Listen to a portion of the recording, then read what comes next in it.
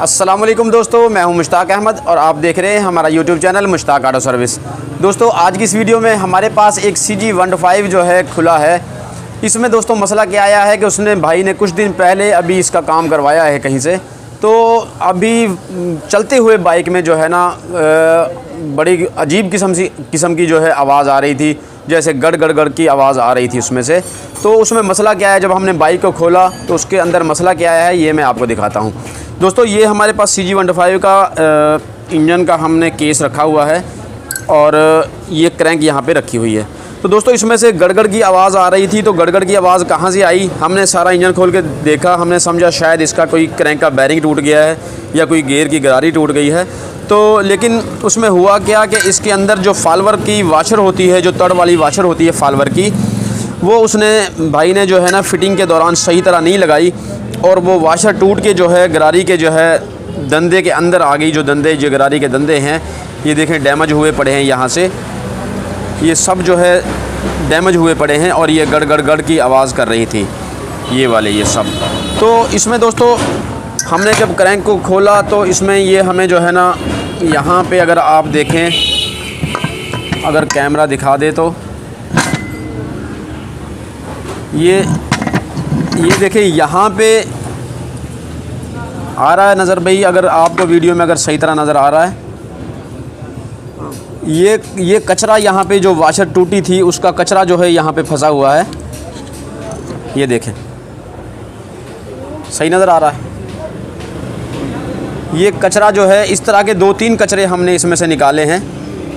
ये कचरा जो है क्रैंक के अंदर वाशर जो है टूट के कचरा बन गई और केम स्प्रॉकेट, नई केम स्प्रॉकेट थी जो उसने डाली है ISH कंपनी की, तो ये जो है बिल्कुल ख़राब हो गई और इसकी वजह से जो है बार बार जो है बाइक जो है बड़ी चलती हुई अचानक एकदम जो है इसने आवाज़ की और बहुत ज़्यादा शोर आ रहा था।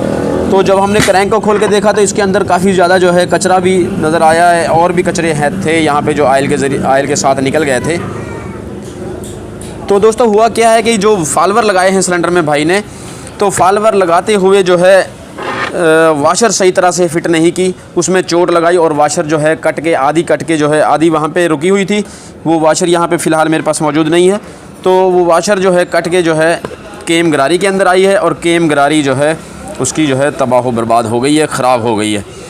तो दोस्तों ये छोटी सी गलती है। ये हमारे पास दूसरा केस है इन 2 दिनों के अंदर। अभी हमने कल ही एक 150 लोडर खोला है, उसके अंदर उसने हेड खुलवाया था किसी वजह से, तो उसके जो बोल्ट की वाशर थी, ऊपर वाले जो रॉकर पट्टी का बोल्ट होता है, उसके पट्टी की वाशर जो है नीचे गिर गई भाई से फिट करते हुए। पता नहीं कैसे गिरी है, या कोई लोहे की चीज़ थी ऐसी, वो सही तरह उसकी शेप ख़राब हुई पड़ी थी। तो ये देखें ये छोटी गरारी जो है बिल्कुल यहाँ तक, जहाँ तक वो चीज़ आई है, लोहे का जो कचरा आया है उसकी वजह से जो है यहाँ तक ये बिल्कुल डैमेज हो गई। एक साइड से इसके दंदे ठीक हैं और ये स्पीड में आई थी चलते हुए, तो उसकी वजह से जो है ये सारे दंदे जो हैं इसके ख़राब हो गए। और ये भी देखें दोस्तों, ये भी बुरी तरह जो है केम स्प्रॉकेट जो है ख़राब हुई है। तो दोस्तों ये 2 दिन के अंदर हमारे पास दूसरा केस आया है एक CG125 का, और ये जो स्प्रॉकेट है ये 150 लोडर की है। तो मकसद कहने का ये है कि दोस्तों फ़िटिंग के दौरान एहतियात करनी चाहिए, और फ़िटिंग में जो है हमारी गलती की वजह से किसी का नुकसान हो जाता है तो उसको वाशर को सही तरह लगाया करें, उसमें चोट लगाने की ज़रूरत नहीं होती। तो चोट लगा के हम जब फिट करते हैं तो वो कट जाती है, बाज़ औक़ात वाशर हिल जाती है। तो दूसरी चीज़ दोस्तों इसमें हमने आपको ये बतानी है कि बाज़ औक़ात हम देखते हैं कि CG125 जो ओल्ड मॉडल हैं ज़्यादा, उनकी क्रैंक जो है केस के अंदर लूज़ हो जाती है। ये ऐसा देखते हैं कि क्रैंक को डाल के चेक कर लेते हैं। ये देखें ये क्रैंक जो है केस के अंदर जो है लूज़ हो जाती है। ये देखें काफ़ी ज़्यादा प्ले आ रही है इसमें। अगर दूसरी साइड से मैं आपको दिखा दूँ, अगर इस साइड से भी चेक करते हैं तो ये देखें, अगर आपको कैमरा सही तरह दिखा दे, ये देखें काफ़ी जो है लूजिंग इसमें महसूस हो रही है। तो दोस्तों इसकी लूजिंग को कंट्रोल करने के लिए जो है यहाँ पे बैलेंसर लगा हुआ है।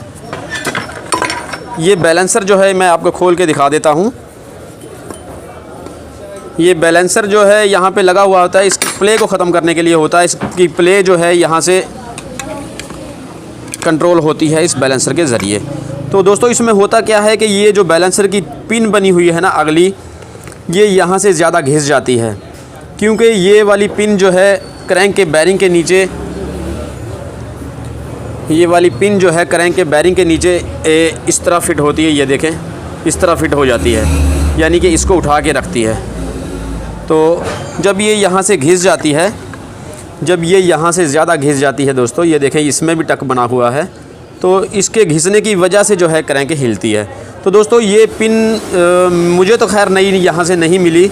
अगर आपको कहीं से नई मिल जाए तो आप नई इसको डाल सकते हैं। अगर नई ना मिले तो यहाँ पे इस जगह पे इसमें एक छोटा सा स्पार्ट लगवाएंगे इलेक्ट्रिक वेल्डिंग का।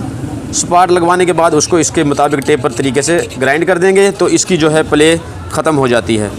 अगर बहुत ज़्यादा प्ले है, अगर इसमें बहुत ज़्यादा प्ले आपको महसूस होती है, मिसाल के तौर पे अगर आपको यहाँ ज़्यादा प्ले महसूस होती है, मैं फिर दोबारा क्रैंक आपको डाल के दिखा देता हूँ। तो अगर हमें महसूस हो रहा है भी पिन का हमने ये मरम्मत भी करवा ली या पिन नई भी डाल दी, फिर भी प्ले आ रही है क्रैंक के अंदर दूसरा टापा लगाने के बाद, दोस्तों ये एक बात याद रखना कि ये जो टापा मैंने खोला हुआ है दूसरा साइड हम लगाएंगे तो इसकी प्ले काफ़ी कम हो जाएगी, लेकिन मैग्नेट साइड से जब हम ऐसे हिलाते हैं तो फिर महसूस होती है। तो मकसद कहने का ये है कि इसमें हम जब देखें अगर ज़्यादा प्ले आ रही है तो हमने क्या करना है कि हमने इसके अंदर बुश वगैरह नहीं लगवाना, यहाँ पे माल वगैरह नहीं भरवाना। बाज़ औक़ात दोस्त जो हैं कुछ ना कुछ यहाँ पे कोई वेल्डिंग करवाते हैं या कोई ऐसा कोई करते हैं, तो आपने वो नहीं करना, बल्कि क्या करना है कि ऐसा कुछ संतर लेना है आपने, सेंट्रल पंच जिसे कहते हैं। इस पंच से आपने यहाँ पे इस जगह पे इस बैरिंग वाले साइज़ में निचली साइड पे 1 2 3 ये निचली साइड पे यहाँ पे आपने 2 3 कोई 7 8 जो है पंच जो है ज़ोर से ऐसे लगा देने हैं। मैं जो है यहाँ पे मेरे पास कोई हथौड़ी वगैरह नहीं है, नहीं तो मैं आपको लगा के दिखा देता। इसको हम यहाँ से पकड़ेंगे और इसके ऊपर 2 3 जो है ऐसे जो है इसमें पंच लगा देंगे 2 3, तो उससे जो है इसका साइज़ जो है ठीक हो जाएगा। इसमें बुश लगवाने की आपको ज़रूरत नहीं है। तो दोस्तों ये हो गया भाई, ये जो हमारे पास 150 की केम ख़राब हुई, इसकी गलती इसमें आई कि वो उसने जो है ऊपर हेड फिट करते हुए कोई चीज़ उससे गिरी और उसके अंदर छोड़ दी, उसने ख्याल नहीं किया और उसकी वजह से काफ़ी ज़्यादा नुकसान हो गया बेचारे का। ये देखें काफ़ी स्पीड में जो है चलते हुए ये आई थी और इसके दंदे जो है ख़राब हुए। और ये वाली जो बाइक है बिल्कुल नई केम गरारी है, ये आप देख रहे हैं, ये केम स्प्रॉकेट बिल्कुल नया है और इसमें एक हल्का सा छोटी सी गलती की वजह से इसका भी जो है काफ़ी ज़्यादा नुकसान हुआ है। तो दोस्तों मैं यही गुजारिश करूँगा, अगर बाइक का काम करते हैं, आप मैकेनिक हैं, तो कोशिश करें कि फ़िटिंग के दौरान जो छोटी छोटी जो है गलतियाँ हैं, जो छोटे छोटे कोई मिस्टेक हो जाती है, बिलफ़र्ज़ खुदा न खास्ता हमसे भी कोई चीज़ गिर जाती है, तो गिर जाए तो कोई मसला नहीं, खोल के दोबारा उसको निकाल के फिर फिट करना चाहिए।